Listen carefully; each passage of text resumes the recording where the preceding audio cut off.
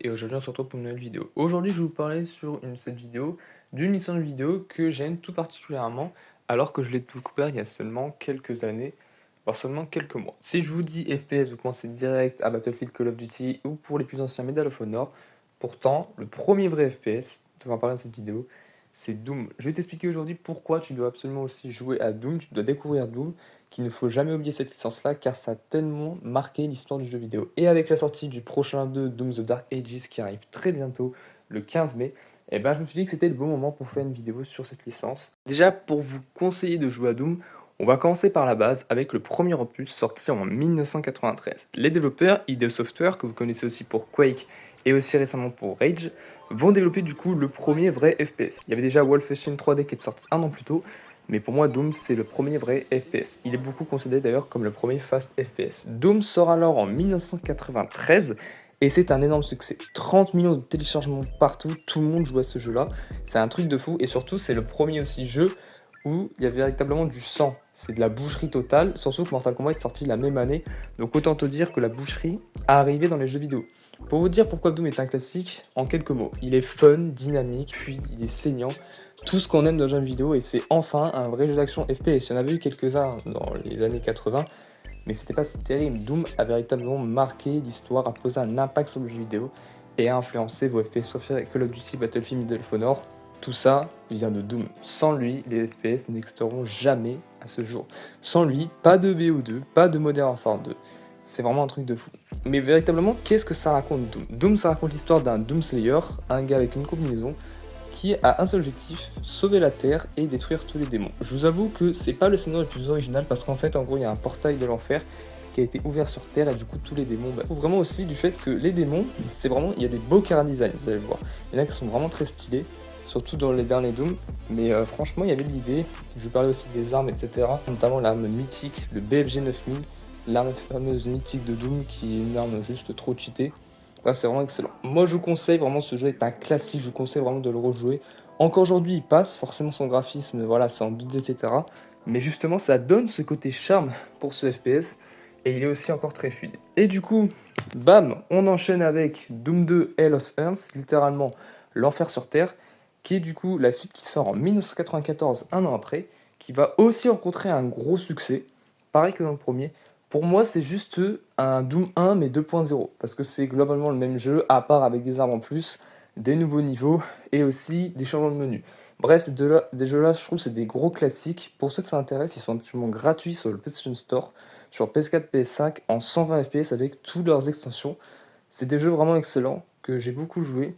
Je vous conseille de les faire parce qu'ils sont vraiment excellents. Ça, c'était en tout cas pour les deux premiers Doom. Et du coup, on enchaîne quelques années plus tard avec un autre nouveau jeu. Donc là, voilà, on est en 97. Voilà, c'était sympa. On sort les deux premiers Doom, c'est des gros succès. Ça a beaucoup impacté. Et du coup, id Software se dit c'est une bonne idée de sortir un nouveau jeu Doom. Il y a eu aussi Final Doom qui est sorti en 1996 sur PS1. Mais là, du coup, on va sortir un nouveau jeu Doom, Doom 64. Il sort du coup sur la Nintendo 64, d'où le nom.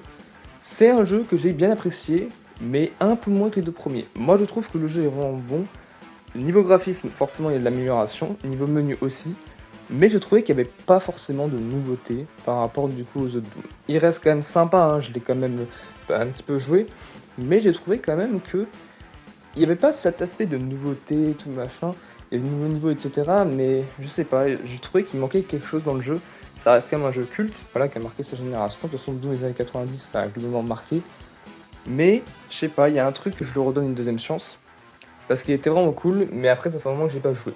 Nous sommes en 97, dans les années 90, vous avez vu, Doom, ça a eu un énorme impact sur le jeu vidéo. Et là, on arrive dans les années 2000 avec le moins bon Doom, selon moi. Nous sommes en 2004, ça fait plusieurs années que Doom 64 est sorti, entre-temps il y a eu des spin-offs, etc. Et l'approche de Doom 3 se fait petit à petit, et il sortira du coup en 2004, en août 2004, Doom 3 sur Xbox et PC. Alors pourquoi pas sur PlayStation, je sais pas, il est sorti finalement sur le store PlayStation, du coup vous connaissez, et aussi dans une édition sur PS3. Doom 3, c'est selon moi le moins bon de la licence. Vous allez savoir pourquoi. Il sort en 2004, niveau graphisme ça s'est évidemment amélioré. Ça ne suit pas du tout les éléments des autres Doom parce que ça se passe en 2145, alors que les Doom 1 et 2 se passaient dans les années 2020, nos années quoi. Alors clairement, heureusement, il n'y a pas eu d'enfer sur Terre, mais voilà, c'est assez intéressant de dire que ça se passait du coup vers ces années-là. On y suit du coup un personnage qui n'est pas le Doomslayer, mais qui est juste un marine, voilà. Et le problème de ce Doom là, c'est un jeu d'horreur. Ce n'est pas un vrai FPS bourrin comme les précédents Doom. C'est un jeu d'horreur, et ça c'est ce qui m'a le plus surpris dans le jeu, et du fait que je ne l'ai pas apprécié. En termes de jeu d'horreur, Doom 3 est un très bon jeu d'horreur, avec des bons chara-design, une bonne ambiance creepy. Mais si on considère en termes de FPS, pour moi, c'est du zéro. Vraiment, à chaque fois que vous jouez à ce jeu-là, vous allez tout le temps avoir un ennemi sur vous, vous devez juste le buter. Où est ce côté où je déglinguais tout le monde avec une musique bien métal, j'ai oublié d'en parler, mais les musiques sont juste exceptionnelles. Franchement, dans Doom, toutes les musiques, et même les derniers, c'est vraiment un très bon aspect. Allez écouter Ads Doomsgate, donc la bande originale du premier. Vous allez voir, c'est juste une dinguerie les musiques. Et vraiment, il y a cet aspect de. Il n'y a plus ce côté FPS. C'est vraiment que de l'horreur. Alors, est-ce que ça a voulu s'inspirer de Silent Hill et Resident Evil qui étaient des énormes cartons à cette époque-là? Je ne sais pas. Mais en tout cas, je sais qu'il y a une partie comme moi qui ne l'aime pas et une partie qui l'apprécie beaucoup. Malgré ça, le jeu c'est un gros succès. C'est le plus gros succès de la licence. C'est 3,5 millions d'exemplaires qui sont écoulés. Donc voilà, ils ont quand même bien renté le jeu, même si je vous avoue que c'est pas vraiment celui que j'aime le plus. Si vous voulez voir, il y a des vidéos qui parlent de Doom 3, de The Jeu, etc. plus en détail, parce que là, je vais vraiment aller vite. Mais en tout cas, vous avez mon avis dessus. J'ai pas trop apprécié Doom 3, faudra peut-être que je donne une seconde chance, mais j'avais pas tellement apprécié. On arrive, là les années passent, et un Doom 4 est en développement. Sauf que le problème, c'est que le développement est assez chaotique, parce que il y a changement d'équipe, etc. On sait pas trop sur quoi partir. Finalement, en 2016, c'est-à-dire 12 ans plus tard, un nouveau Doom sort, et c'est Doom 4, ou Doom 2016. Je l'appelle Doom 2016 parce que pour moi, si on parle de Doom, on parle du premier sorti en 1993. Doom 2016, il sort du coup en 2016, le 13 mai, soit 3 jours après Uncharted 4. Bon là par contre, vous avez pris un risque, clairement, de sortir après Uncharted 4. Vous avez pris un risque, mais ça a bien marché. Le jeu sort, il est très bien noté, c'est un gros succès. C'est vraiment pour moi le vrai reboot de Doom, alors que Doom 3, pour certains, était le reboot de Doom. Le jeu sort, je l'ai fait, je l'ai trouvé exceptionnel. Niveau graphisme, c'est excellent. Niveau gameplay, c'est excellent avec des nouveautés comme par exemple les Glory Kills qui permettent de mettre des coups de poing dans les ennemis. Niveau graphisme, niveau gameplay, niveau musique, c'est exceptionnel. Exceptionnel. L'histoire, forcément, n'est pas le plus intéressant, même si c'est légèrement plus développé. Vous allez voir, même dans les prochains Doom, c'est plus développé. Surtout dans le nouveau, vous allez voir. Mais vraiment, ce jeu-là, alors il a été, je trouve, sous mal noté par youtube.com qui a mis 14 sur 20 sur le jeu. Alors que clairement, ça méritait plus un 16, 17 sur 20. Franchement, je vous conseille de faire ce jeu-là. Il est pas très cher, surtout. Voilà, vous pouvez le trouver à 5-10 euros maximum. Mais vraiment, si vous voulez un FPS bourrin à l'ancienne, sautez sur ce jeu. Vraiment, c'est exceptionnel. ID Software, il continue. Après le succès de ce jeu-là, je passe un petit peu plus sur les jeux, les gars, parce que je passe assez vite, parce que je veux pas que les vidéos durent trop longtemps. Mais je pense que ça mériterait clairement un documentaire de 1h30, 2 heures sur ces jeux-là, tellement il y a des choses à dire. En 2018, un nouveau Doom est annoncé, qui s'appelle Doom Eternal, et il sort du coup en 2020. Alors, spoil, je ne l'ai pas fait. Voilà, parce qu'en fait, je vais bientôt le faire, pendant cette vidéo. Là, j'ai fini Doom 4, je le trouve vraiment excellent. Mais je ne l'ai pas encore fait parce que je vais le faire peut-être demain ou dans quelques jours. Mais je ne l'ai pas encore fait, peut-être que je le fasse avant que le prochain sorte.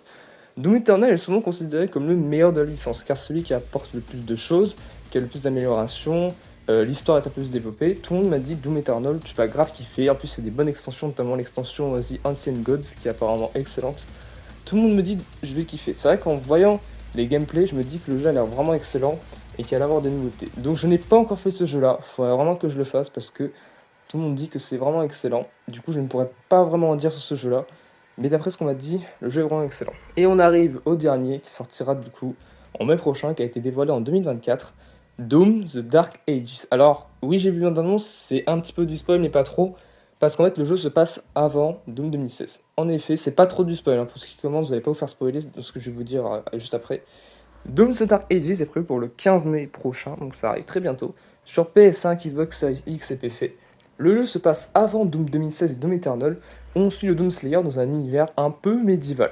Voilà, je sais pas si vous voyez, rien que l'image, tu sens voilà, que c'est un univers un peu différent. Et avec pas mal de nouveautés, tu pourras aller être dans un robot, tu pourras monter sur un dragon. En termes de gameplay, c'est vraiment innovant et apparemment l'histoire est un peu plus maîtrisée dans ce jeu-là. J'ai vraiment hâte de jouer à ce jeu-là. Au moment où je tourne cette vidéo, peut-être ce sera le jeu d'année parce que du coup GTA 6 a été décalé. Je pense que vous avez vu, tout le monde a vu cette publication. Je les ai, ça ne sortira pas cette année, ne sera pas donc le jeu de l'année. Et je pense que c'est un gros concurrent pour le jeu de l'année parce que Doom, c'est une licence qui mérite au moins un jeu de l'année.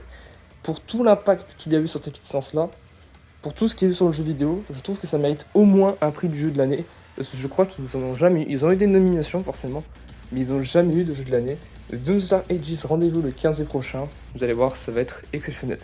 Et voilà, j'ai envie de terminer cette vidéo. Comme j'ai dit, vidéo très courte, mais c'est pour avoir plus de temps au montage. J'essaierai de faire des vidéos plus longues la prochaine fois. Bref, comme on dit, n'oubliez jamais Doom. Et moi, je dis simplement à la prochaine.